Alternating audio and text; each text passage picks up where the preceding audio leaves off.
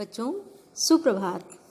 आज हम सूरदास जी द्वारा रचित विनय के पद पढ़ेंगे।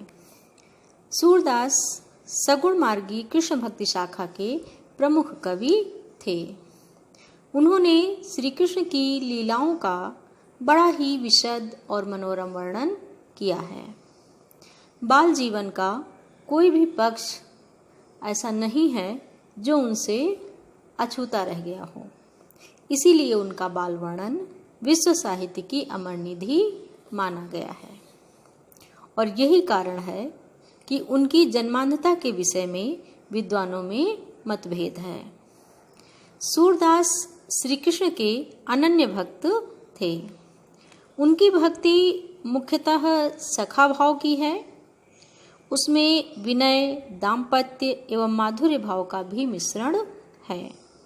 बच्चों, आपकी पाठ्यपुस्तक में सूरदास जी के विनय के 2 पद संकलित हैं, जिनका अध्ययन आज हम करेंगे। तो आइए पढ़ते हैं ये पद। अब कै राख लेहु भगवान, हों अनाथ बैठ्यो द्रुम डरिया, पारधि साधे बान, ताके डर में भाज्यो चाहत, ऊपर ढुक्यो सचान, दुहु भांति दुख भयो आनियह, कौन उबारे प्राण, सुमिरत ही अहि डस्यो पारधी, कर छूट्यो संधान, सूरदास सर लग्यो सचा नहीं, जय जय कृपा निधान। बच्चों, यह पद सूरदास द्वारा रचित सूरसागर से संग्रहित है। इसमें सूरदास जी ने अपने प्रभु श्री कृष्ण की भक्तवत्सलता का वर्णन किया है और पक्षी के प्रतीक के माध्यम से अपनी रक्षा की विनती की है। अब कै राख लेहु भगवान। सूरदास जी कहते हैं कि हे प्रभु, इस बार मेरी रक्षा कीजिए। राख लेहु, रक्षा कीजिए। हों अनाथ, हों मैं कौन हूँ? एक जीवात्मा रूपी पक्षी हूँ और अनाथ हूँ।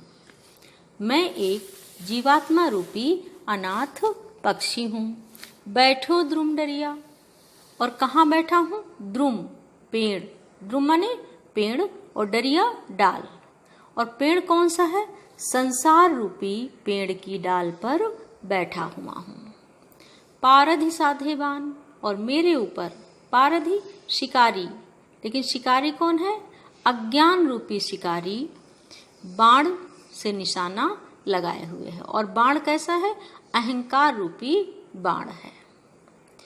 सूरदास जी कहते हैं कि हे प्रभु, मैं एक जीवात्मा रूपी अनाथ पक्षी हूँ और संसार रूपी पेड़ की डाल पर बैठा हुआ हूँ। मेरे ऊपर अज्ञान रूपी शिकारी ने, अज्ञानता रूपी शिकारी ने अहंकार रूपी बाण से निशाना साध रखा है।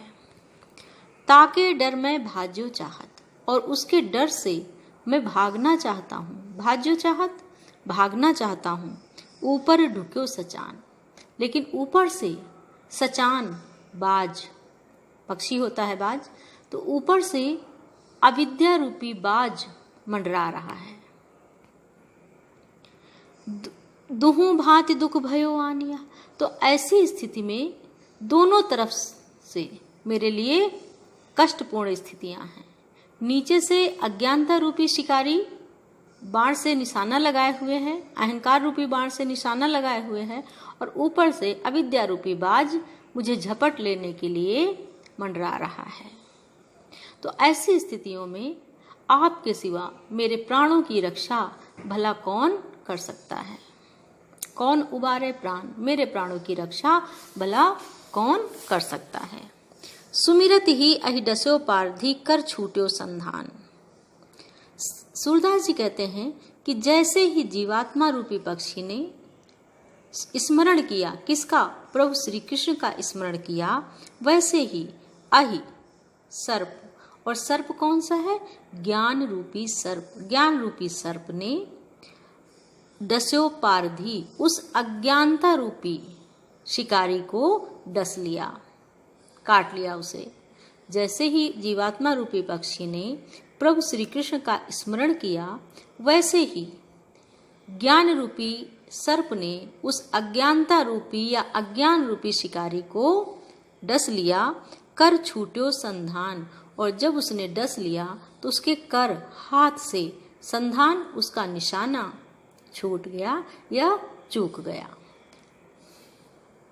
सूरदास सर लगे सचाने, और सूरदास जी कहते हैं कि वह सर जो अहंकार रूपी बाण था, सर माने बाण, वो जो अहंकार रूपी बाण था वो किसे लगा जाकर के?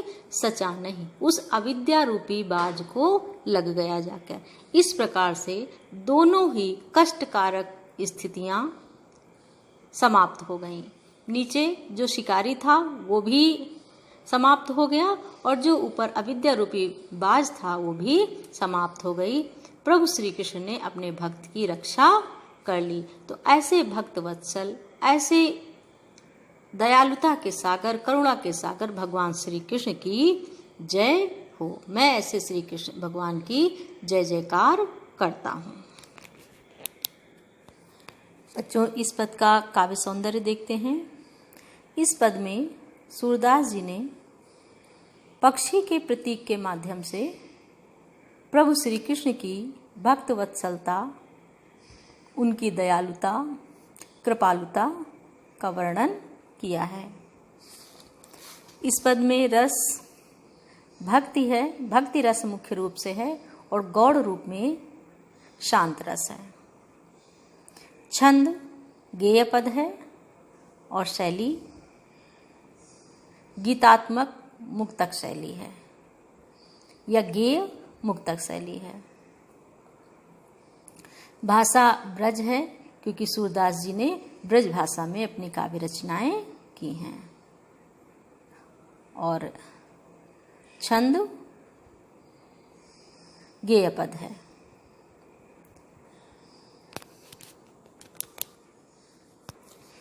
अब दूसरा पद देखते हैं। मेरो मन अनत कहाँ सुख पावे, जैसे उड़ जहाज को पक्षी फिर जहाज पर आवे। कमल नैन को छाण महातम और देव को ध्यावे। परम गंग को छाण पियासो दुर्मति कूप खनावे। जी मधुकर अम्बुज रस चाख्यो क्यों करील फल भावे। सूरदास प्रभु काम धेनु तज छेरी कौन दुहावे। इस पद के माध्यम से सूरदास जी ने प्रभु श्री कृष्ण के प्रति अपने अनन्य प्रेम और भक्ति भावना का परिचय दिया है। मेरो मन अनत कहाँ सुख पावे। सूरदास जी कहते हैं, मेरा मन अन्यत्र कहीं पर भी सुख नहीं पाता है। जैसे उड़ जहाज को पक्षी फिर जहाज पर आवे। जैसे उदाहरण देकर कहते हैं कि जैसे जहाज पर बैठा हुआ पक्षी जो पानी में चलता है, पानी के जहाज पर बैठा हुआ पक्षी समुद्र में उड़ता है दूसरे स्थान की खोज में, लेकिन चारों तरफ जल ही जल देखकर पुनः आकर के उसी जहाज पर आश्रय लेता है। वैसे ही मेरा मन भी इधर उधर अन्य देवी देवताओं की तरफ भटका, लेकिन अन्य कहीं शरण ना पा करके अपने भक्त वत्सल भगवान श्री कृष्ण की शरण में वापस लौट आया है, और वहीं उसे आनंद की प्राप्ति होती है। कमल नयन को छाण महात्म और देव को ध्यावे। कमल के समान नेत्रों वाले श्री कृष्ण की महात्म्य से पूर्ण भक्ति को छोड़ करके और देवी देवताओं का ध्यान या आराधना कौन करे। अर्थात मेरे मन को सिर्फ श्री कृष्ण की भक्ति में ही आनंद की प्राप्ति होती है। परम गंग को छाण पियासो दुर्मति कूप खनावे।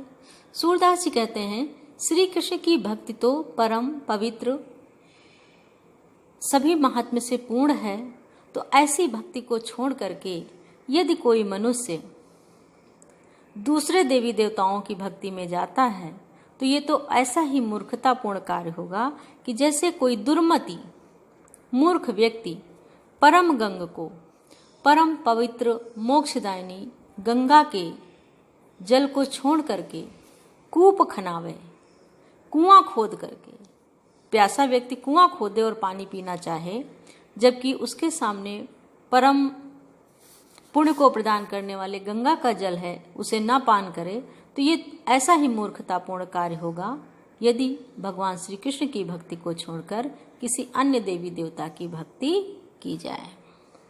जी मधुकर अम्बुज रस चाख्यो क्यों करील फल भावे। और फिर सूरदास जी कहते हैं कि जिस मधुकर, जिह मधुकर, मधुकर भंवरा, जिस भंवरे ने अम्बुज रस चाख्यो, अम्बुज कमल, कमल रस का पान कर लिया हो, कमल रस को चख लिया हो, क्यों करील फल भावे, उसे भला करील का फल, बबूल का फल क्यों अच्छा लगेगा, क्यों स्वादिष्ट लगेगा, वो क्यों खाना चाहेगा उसे। अर्थात श्री कृष्ण की भक्ति तो परम आनंददायिनी है, उसे छोड़ करके अन्य देवी देवताओं की भक्ति कोई क्यों करना चाहेगा। सूरदास प्रभु कामधेनु तजी छेरी कौन दुहावे। सूरदास जी कहते हैं कि श्री कृष्ण की भक्ति तो कामधेनु की समान समस्त कामनाओं की पूर्ण करने वाली है। तो अगर कामधेनु गाय जिसको मिल जाए वो उसे छोड़ करके छेरी बकरी क्यों दुहना चाहेगा। वैसे ही समस्त इच्छाओं को पूर्ण करने वाली, मोक्ष प्रदान करने वाली श्री कृष्ण की भक्ति को छोड़ करके अन्य देवी देवताओं की भक्ति कौन करना चाहेगा। मेरा मन अन्य किसी भी देवी देवता की भक्ति नहीं करना चाहेगा, क्योंकि मेरा मन सिर्फ श्री कृष्ण के चरणों में ही लीन रहना चाहता है, उसी में उसे आनंद प्राप्त होता है। काव्य सौंदर्य। सूरदास जी का श्री कृष्ण के प्रति एकनिष्ठ प्रेम प्रदर्शित हुआ है। रस भक्ति रस है, छंद गेय पद है, अलंकार में अनुप्रास, उपमा और उदाहरण अलंकार है, भाषा ब्रज है, शैली गीतात्मक शैली है या गीतात्मक मुक्तक शैली है, गेय मुक्तक शैली है,